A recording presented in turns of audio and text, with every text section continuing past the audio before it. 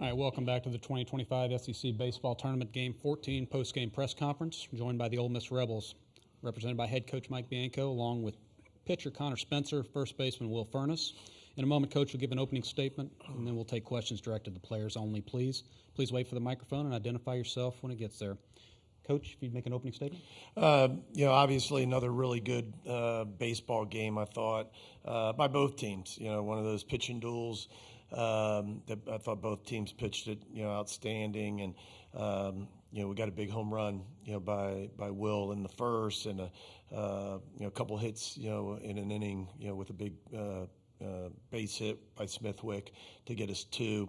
That usually doesn't do it. It's usually not enough. But I really think, the story of the game, was us on the mound. Obviously, a true freshman in Cade Townsend to pitch 4 2/3 against a very, very good offense. In this environment, which is different, than a lot of places, and especially conference tournaments. And it was loud there today. So for Cade to perform like that, his best outing of the year.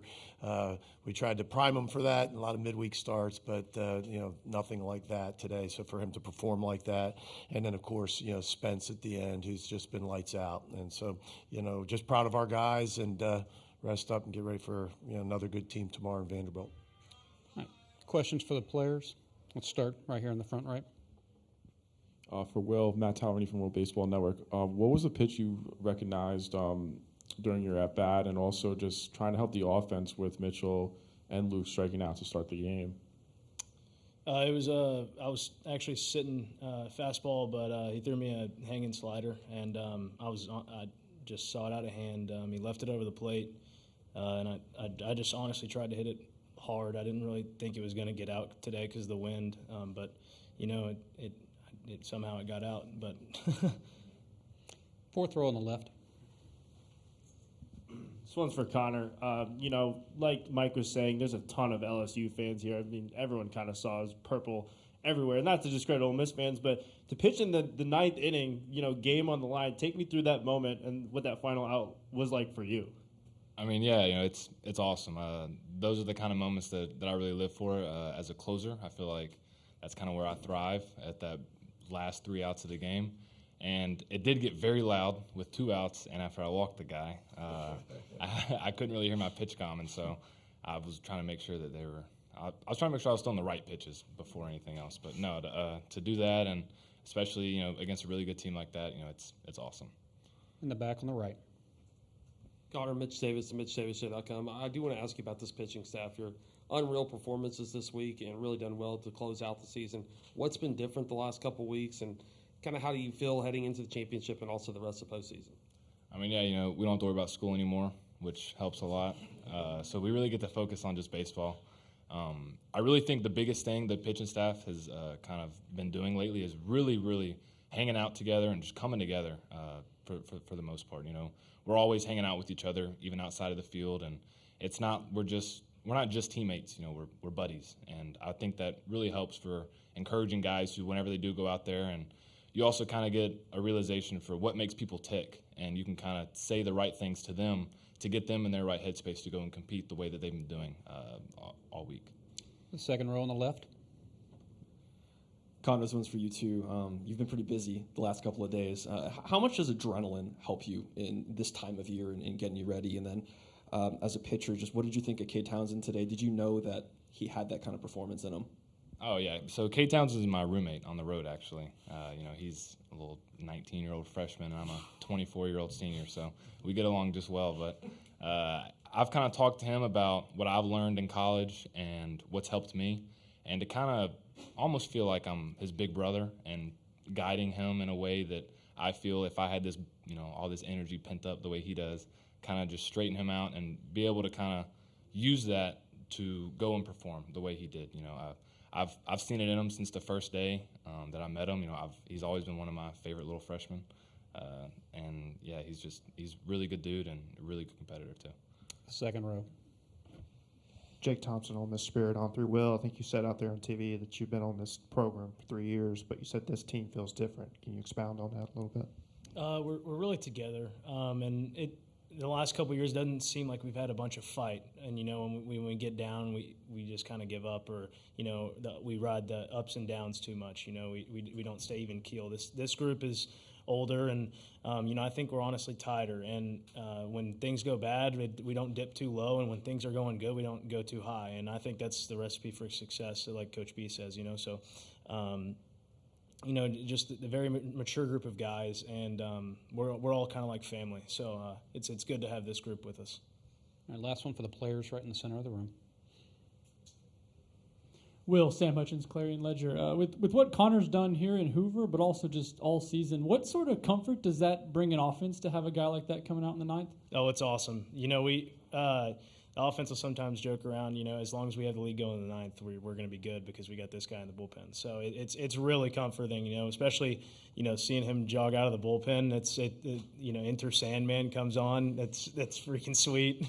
It's cool. It's a cool song, and it gets me pumped up, and I know it gets him pumped up too. But, not only that, he's really good up there. And I don't really know many pitchers that can just throw fastballs and shove it down somebody's throat, especially, the good teams that we face. But he can do it, and he does it every time.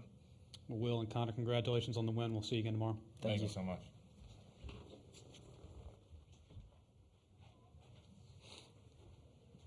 All right, if there's questions for Coach, we'll start on the front, second row on the left. Mike, also just your thoughts on what Gunnar gave you today and in the middle part of that game, and maybe one of his better performances recently. It really was, and that was a huge performance and probably gets lost in it, and a lot of kudos to Cade in the start, which he deserves, and of course Spence at the end.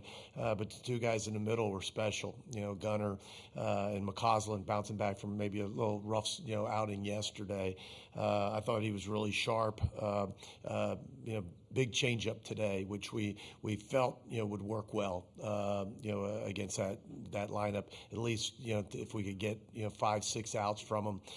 Sometimes the plan doesn't go as quite like you planned it, but today it did. We were hopeful to get Townsend 4 or 5.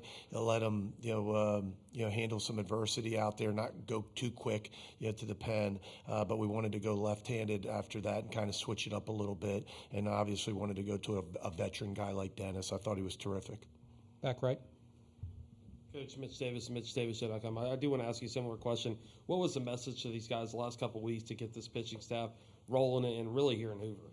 Well, obviously the credit goes to the players. They're the ones out there throwing and performing. But, a lot of credit's got to go to Joel Mangrum, and we said it yesterday in the press conference here, how well we've pitched it, down the stretch. Not even down the stretch like a week or two, but how strong we've been on the mound the second half of conference play on both sides, from the starting, pitchers to the bullpen, and even, with an injury to Braden Jones, we've been able to sustain that. And so they just continue to get better and better. I think, Spence is real sincere in that, how they're close, they pull for one another, and that's neat. There's a lot of guys in baseball that staff, you're going to hand the ball off to a lot of different people, and knowing that you have each other's back, sometimes makes the biggest difference in the world. The back left.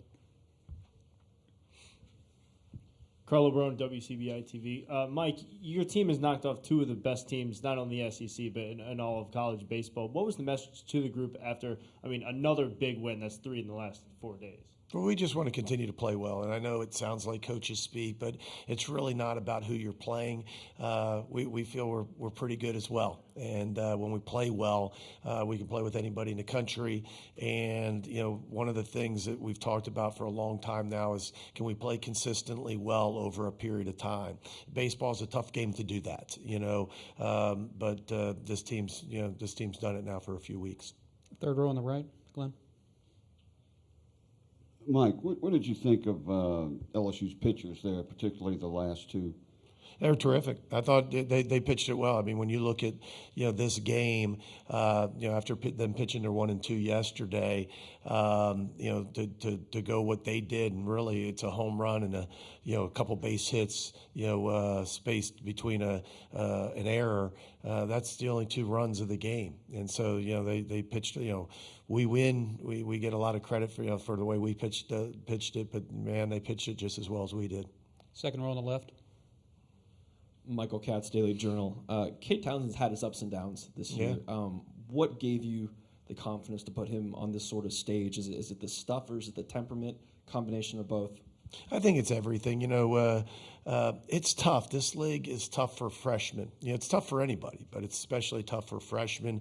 And to come in with the high expectations that Cade did, and we've talked about this throughout the year. Certainly, it's not hard to see the stuff when he goes out there, but just to be consistent. And when you watch him, week in and week out on those Tuesdays, and he's pitched well, but usually it's an inning that gets him right. It's not that he can't handle the moment. It's not that he's not good enough to do this at its highest level on the weekend against a top 5 team. But can you make a pitch and get off the field? And he did that a couple times today in a big environment, tough environment. And for that, we're really proud of him because that's the growth that you're seeing. And the guy that you expected one day he's going to be a weekend starter, a Friday night starter in the Southeastern Conference. The second row on the right. Coach, how did you feel about Austin's performance today behind the dish, and just how he pretty much helped the pitching staff out today with the shutout win? Yeah, he's terrific, and I don't know if it was his 17th, something like that, home run yesterday. He was sitting up here, and we're certainly glad for all of those 17 home runs. But it goes really unnoticed, and that's kind of the catching position. The catchers are usually the offensive linemen. People really don't notice them, unless they miss a ball or something bad happens. But if you watch him, throughout the game, the 150 pitches that he catches every game, and how many balls he blocks, how many strikes that he gets us and doesn't, gets ball. He's as good as anybody in the country at receiving, meaning, getting balls called strikes and keeping strikes. He does it very, very well. And then you saw his arm today. He's been outstanding all year long. Third row in the middle. Jacob Renner, Baseball America. The players cited their closeness, but from your angle, what do you think has contributed to the rise that this program's experienced this year after the way the last 2 years have went to be back where you guys are at now? I said it yesterday. I think it starts with the older guys, especially the 4 Mississippi guys, Spence included, but along with Elliott, Maddox, and Nichols, 4 old guys that could have been drafted and signed and moved on last year, decided to come back. They didn't want 3 of them have a national championship ring. 3 of them were in that dugout in Omaha in 22, and I think the last couple of years have left with a lot of people, but a real bitter taste in their mouth, and they didn't want to go out that way. And so, they've made it their mission, because in 22 they were freshmen. Now they're the old guys. And so I credit them with the great leadership, but then also a lot of other guys, Foley and Mormon and Humphrey and Sanford and other guys that came from other programs that have meshed into this culture and this team, and not only have been great teammates, but also have shown leadership. And leadership, comes in a lot of different ways. And so I've said it yesterday that older teams win in our league, and this is an old team. All right, last one for Coach in the middle. Sam Hutchins, Clarion Ledger. I guess sort of on that, but with what Will and Connor said about this team just finding a closeness that's been fostered, what examples of that do you see? And what about that is so beneficial for a tournament like this or an NCAA tournament, that kind of chemistry? Chemistry, leadership, those are essential to success, but a lot of times those are questions usually answered at the end.